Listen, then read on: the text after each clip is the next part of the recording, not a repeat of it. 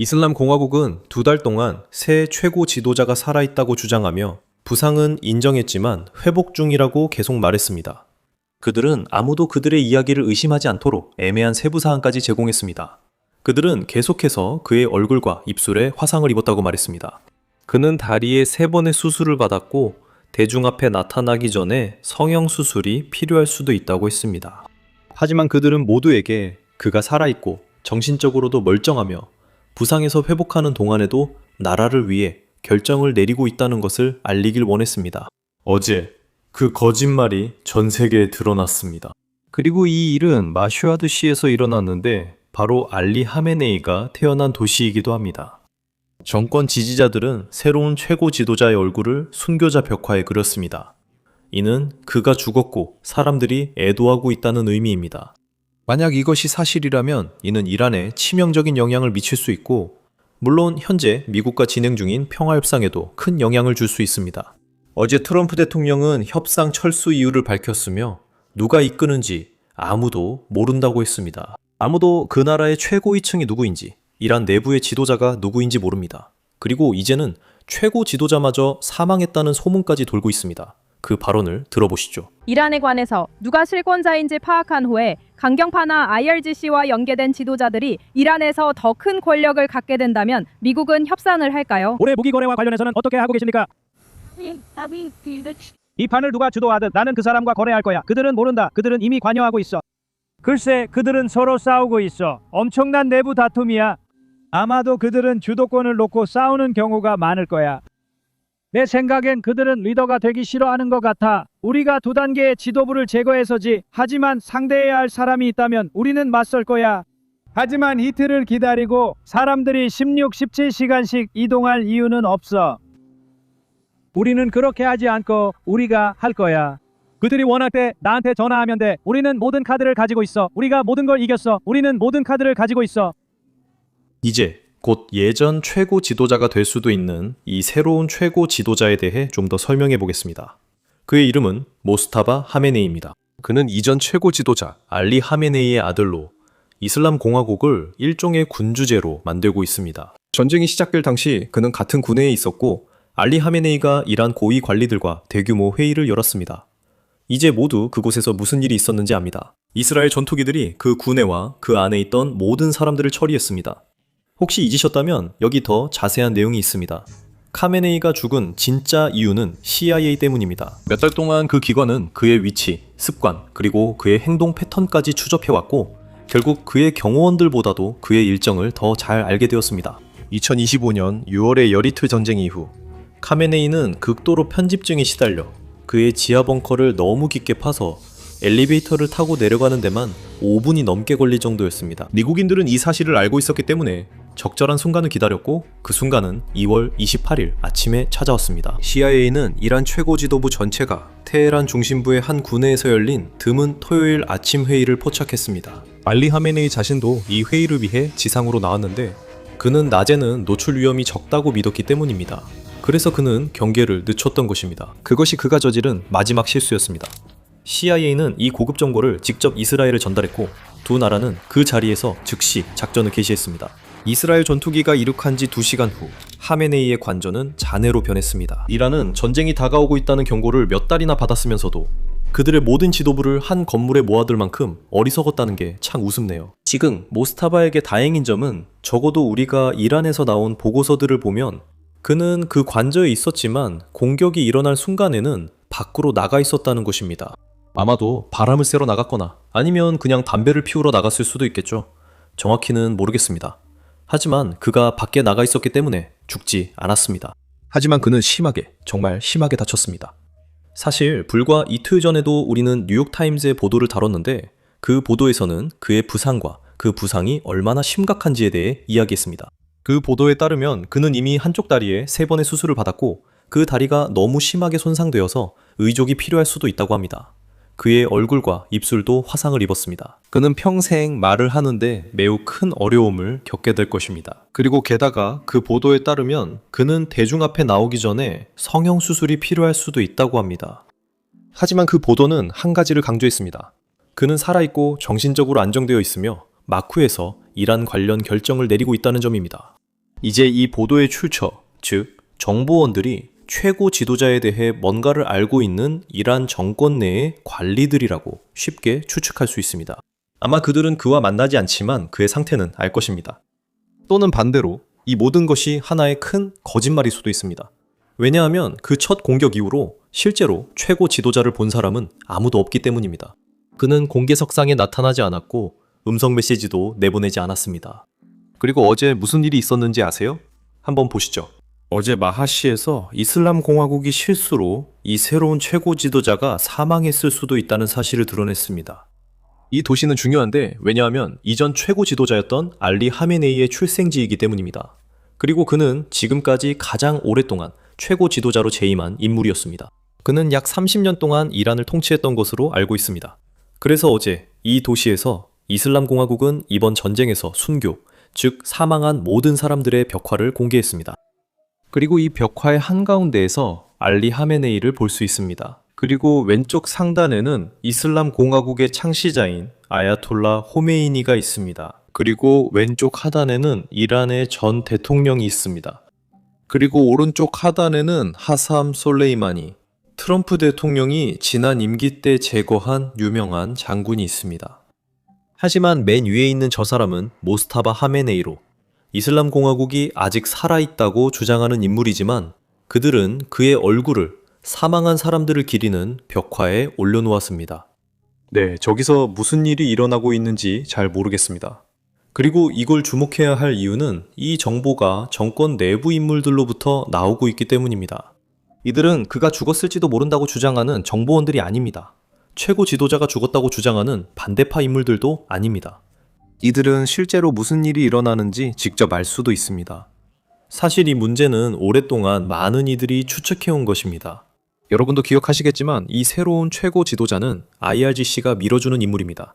그는 전직 IRGC 지휘관들과 장군들에게 매우 우호적이었습니다. 그래서 지금 IRGC 지휘관들이 실제로 새 최고 지도자를 선출하기 위해 전문가 회의가 모였을 때 그의 선출을 밀어붙인 것입니다. 그들은 사실상 전문가 회의의 모든 구성원들에게 자신들의 사람에게 투표하도록 위협하고 있었습니다. 그리고 새 최고 지도자가 선출된 이후로 IRGC는 더 많은 권력을 얻게 되었습니다. 더 구체적으로 말하면 새로운 IRGC 사령관인 아흐메드 바히디는 이란 전역에서 상상할 수 있는 모든 측면에서 더 많은 권력을 얻게 되었습니다. 그는 군대에 대한 통제권도 더 많이 갖게 되었습니다. 그는 심지어 민간 정부에 대한 통제권도 더 많이 갖게 되었습니다. 그리고 이제 그는 미국과 협상해온 협상팀에 대한 통제권도 더 많이 갖게 되었습니다. 트럼프가 어제 발표한 성명 기억하시나요? 그는 특사 제로드 크로슈너와 스티브 비트코프의 파키스탄 방문, 이란인들과의 만남 일정을 취소한다고 밝혔습니다. 그는 비행시간이 너무 길다고 했습니다. 또한 이란인들이 실제로 협상 권한이 있는지 아무도 모릅니다. 그런데 말이죠. 그 발표 직후 이란은 실제로 미국에 더 나은 평화 협상 제안을 보냈습니다. 한번 들어보시죠. 자세한 내용은 다음과 같습니다. 로이터 통신 답변에서 우리는 현재 책임자를 다루고 있습니다. 어제와 오늘 무엇이 달라졌을까요? 아무것도 달라진 게 없습니다. 그저 그들이 우리에게 더 나서야 할 문서를 줬을 뿐입니다. 그리고 흥미롭게도 제가 그것을 취소하자마자 10분 이내 훨씬 더 나은 새 문서를 받았습니다. 우리는 그들이 핵무기를 갖지 않을 것이라고 이야기했습니다. 아주 간단합니다. 보세요. 그 전체 합의는 복잡하지 않습니다. 이란은 핵무기를 가질 수 없습니다. 아주 간단합니다. 이제 전체 일정을 말씀드리겠습니다. 먼저 이란 외무장관이 파키스탄에 가서 중재자들과 만났고 그 후에 오만으로 가서 기본적으로 이란과 오만 간의 업무를 처리했습니다. 그들이 무슨 이야기를 했는지는 잘 모르겠습니다. 하지만 그가 파키스탄을 떠나자마자 트럼프는 미국이 더 이상 협상에 참여하지 않겠다고 발표했습니다. 그리고 있잖아요. 이 발표 이후에 이란이 더 나은 제안을 보냈다고 합니다. 그런데 그뿐만 아니라 이란 외무장관이 파키스탄을 떠난 지 하루 만에 다시 파키스탄으로 돌아가서 협상을 다시 정상 궤도에 올릴 수 있는 어떤 해결책을 찾으려는 것 같습니다. 이에 대한 자세한 내용을 전해드리겠습니다. 파키스탄 소식통에 따르면 이란 외무장관은 체류 기간 동안 이슬라마바드 평화회담의 다음 단계에 대한 발표 가능성과 함께 협의를 가질 것으로 보입니다. 대화가 여전히 가장 건설적인 해결책이며 미국과 이란 모두 지속적인 교류의 중요성을 인식하고 있는 것으로 알려졌습니다. 여러분은 어떻게 생각하실지 모르겠지만 제 생각에는 계속해서 파키스탄에 돌아와 협상을 재개하려는 나라는 협상을 다시 정상 궤도에 올려놓기 위해 더 절박한 나라로 보입니다. 그리고 그럴 만한 충분한 이유가 있습니다. 우리가 오랫동안 이야기해왔던 이유죠. 결국 그 이유는 경제적 압박 때문입니다. 보시다시피 휴전 기간 동안 군사 공격은 멈췄지만 오퍼레이션 에코노믹 퓨리는 여전히 전면적으로 진행되고 있습니다. 이제 오퍼레이션 에코노믹 퓨리에서 새롭게 시작된 공격들에 대해 이야기하기 전에 어제 받은 흥미로운 댓글을 여러분과 공유하고 싶습니다. 이 댓글은 여러 해 동안 이 채널의 지지자이자 구독자였던 분이 남겨주신 겁니다. 하지만 그는 여전히 홈 화면에서 우리 영상을 못 본다고 합니다. 제 생각엔 유튜브 알고리즘이 혼란스러운 것 같습니다. 게다가 그분은 전쟁 관련 콘텐츠를 별로 좋아하지 않는다고 합니다. 그래서 우리 영상이 더 넓은 시청자에게 다가가기 힘든 것 같습니다. 그래서 여러분께 다시 한번 말씀드리고 싶습니다. 아직 구독하지 않으셨다면 아래에 있는 좋아요와 구독 버튼을 꼭 눌러주세요. 이렇게 하면 더 많은 사람들에게 다가갈 수 있습니다. 유튜브 알고리즘이 이 영상은 안전하다고 인식하기 때문입니다. 저희는 극단적인 내용을 홍보하지 않습니다. 저희는 극단적 시각을 홍보하는 게 아닙니다. 이렇게 해야 더 많은 분들에게 뉴스를 전할 수 있습니다. 이제 다시 경제분노 작전으로 돌아가서 방금 일어난 일에 대해 이야기해 보겠습니다. 불과 이틀 전 미국 재무부가 중국에 기반을 둔 티팟 정유소에 제재를 가했습니다. 이 정유소들은 제재 원유 처리를 위해 특별히 지어진 소규모 시설입니다. 그래서 이들은 러시아, 이란, 그리고 마두로가 집권했을 때의 베네수엘라 같은 나라들로부터 원유를 구매합니다. 하지만 이제 미국 재무부가 이들을 겨냥해 가장 타격이 큰 지점을 겨냥해 제재를 가하고 있습니다. 보시다시피 우리는 이 정유소들이 어떻게 운영되는지 그리고 왜 티팟 정유소라고 불리는지 이해해야 합니다. 중국에는 대형 석유 회사들이 많이 있습니다. 사실 세계에서 가장 큰 석유 회사들 중 일부는 서방에 기반을 두고 있지 않습니다. 여러분이 예상하셨듯이 중동에 본사를 두고 있는 경우도 있지만 중국에도 본사를 두고 있습니다. 시노펙이나 페트로차이나 같은 국영 대기업들은 말 그대로 세계에서 가장 큰 석유 회사들 중 하나일 뿐만 아니라 세계에서 가장 큰 기업들 중 하나이기도 합니다. 이렇게 거대해지면 생기는 문제는 제재를 받을 여유가 없다는 점입니다. 왜냐하면 미국의 제재를 받게 되면 국제 금융 시스템에 접근할 수 없게 되기 때문입니다. 사실상 모든 국제 금융 거래에서 미국 달러를 사용할 수 없게 됩니다. 게다가 미국과 우호적인 국가들과의 투자도 모두 동결되거나 아예 중단될 수 있습니다. 그래서 이런 대기업들은 러시아, 이란, 마두로 집권 당시 베네수엘라 석유를 거래할 수 없습니다. 그래서 중국은 티팟 정유소라고 불리는 소규모 정유소를 설립한 겁니다. 그리고 이 정유소들은 서방에 투자가 없고 달러로 거래하지가 않습니다. 이 정유소들은 대규모로 무언가를 하지는 않습니다. 이들은 제재를 받은 국가들의 석유만을 처리하기 위해 만들어진 소규모 정유소입니다. 즉 이런 회사들이 제재를 받아도 실제로 그들의 사업에는 큰 변화가 없고 더 어려워지지도 않는다는 뜻입니다. 이들은 신경 써야 할 다른 나라의 석유를 다루지 않습니다. 오직 제재를 받은 국가들과만 거래합니다. 그리고 이는 그들이 제재를 받아도 실제로는 영향이 없다는 의미입니다. 그렇다고 해서 미국이 그들을 제재할 수 없다는 뜻은 아닙니다. 왜냐하면 여전히 석유를 운송할 해운회사들이 필요하기 때문입니다. 여전히 보험회사들이 유조선과 그 안에 있는 석유를 보장해줘야 합니다. 그리고 이제 미국이 바로 그 부분을 겨냥하고 있습니다. 하지만 여기에는 한 가지 주의할 점이 있습니다. 이것이 이런 회사들을 파산시키진 않지만 그들을 더 힘들게 만들고 소규모 정유소의 석유 대금 지불도 더 복잡해질 것입니다. 이 정유소들과 거래하는 은행들도 상황이 복잡해질 것입니다. 미국의 제재를 피하고 싶기 때문입니다. 다시 말하지만 이것이 회사들을 문 닫게 만들지는 않겠지만 더 어렵게 만들 것입니다. 그리고 이는 그들의 마진이 줄어든다는 뜻입니다. 물론 이란의 마진도 줄어든다는 의미입니다. 그래서 이런 새로운 제재들 때문에 사람들이 돈을 덜 벌게 될 것입니다. 그리고 물론 이런 제재들에 더해 미국 재무부는 이슬람 공화국이 보유한 암호화폐 자산도 겨냥하고 있습니다.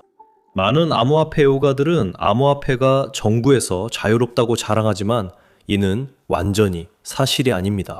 설령 어떤 암호화폐가 정부가 직접적으로 추적할 수 없는 것이라 하더라도 정부는 여전히 이런 국가들이나 범죄자들을 위해 암호화폐를 보관하는 회사들에 대해 조치할 수 있습니다. 그렇죠? 그리고 바로 그것이 미국 재무부가 하고 있는 일입니다. 그들은 이란 정권이 보유하고 있는 암호화폐 자산을 동결했습니다. 저는 암호화폐 전문가라고는 할 수 없지만 만약 이 일이 어떻게 일어났는지 추측해 본다면 아마도 미국 정부가 이슬람 공화국 관리들을 위해 계좌를 보유하고 있던 암호화폐 회사에 찾아가서 조치를 취했을 것이라고 생각합니다. 그리고 그들은 그냥 그 회사에 이렇게 말했겠죠. 이 계좌들 동결하세요.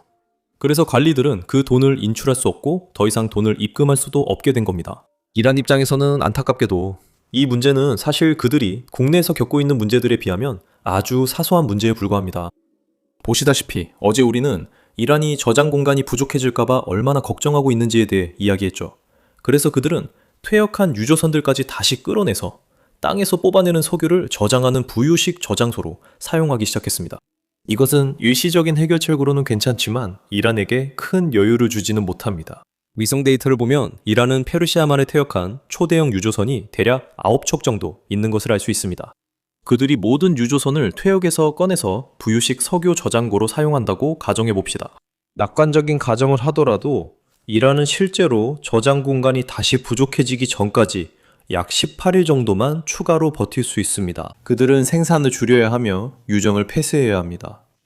이는 장기적으로 큰 문제를 일으킵니다. 이 유정들을 다시 가동하는 것은 불가능하지 않더라도 정권에게 매우 어려운 일이 될 것입니다. 자, 뭔지 아십니까? 미국은 이슬람 정권이 처한 딜레마를 알고 있는 것 같습니다. 그리고 그것이 미국이 협상을 지연하거나 봉쇄를 계속하는 이유 또는 적어도 그 이유의 일부일 수 있습니다. 트럼프가 오늘 아침 확인한 내용입니다. 들어보세요. 하지만 지금 말씀하신 건 엄청난 양의 석유가 설비를 통해 흐르다가 어떤 이유로든 그 라인이 막히는 상황이라는 거죠. 왜냐하면 컨테이너나 선박에 계속해서 석유를 넣을 수 없기 때문입니다. 실제로 그들에게 그런 일이 일어났고 봉쇄 때문에 선박도 없습니다. 그렇게 되면 그 라인이 내부에서 폭발하게 됩니다. 기계적으로도 그렇고 땅 속에서도 마찬가지입니다. 뭔가 일이 생겨서 그냥 폭발하게 되는 거죠. 그들은 그런 일이 일어나기까지 약 3일밖에 남지 않았다고 말합니다. 그리고 그게 폭발하면 어떤 경우에도 절대로 원래대로 다시 복구할 수 없습니다. 다시 말해서 만약 그걸 다시 복구한다 해도 완전히 복구하기는 어렵고 지금 상태의 50% 정도밖에 안 될 거라는 뜻입니다. 그래서 정말 강력한 일이 일어납니다.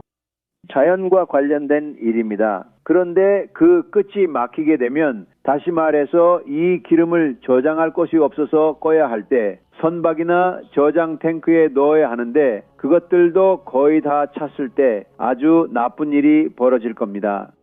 그래서 제 생각에는 그들이 압박을 받고 있는 것 같습니다. 이란이 봉쇄 해제를 위해 꼭 평화 협상이 필요한 것은 아니라는 점을 기억해야 합니다. 만약 그들이 헤르무즈 해협은 모두에게 열려 있다고 말할 의향이 있다면 미국이 평화 협상을 계속 진행하면서도 봉쇄를 해제할 가능성이 높습니다. 이게 꼭 일어난다거나 가능성이 높다는 건 아니지만 가능성은 있다는 점을 말씀드립니다. 물론 우리는 이란 외무장관이 현재 파키스탄에 있으면서 협상을 다시 정상 궤도에 올리기 위해 노력하고 있기 때문에 파키스탄에서 나오는 협상 관련 소식들을 계속 주시할 것입니다. 구독 버튼 꼭 눌러주시고 다음 영상에서 뵙겠습니다.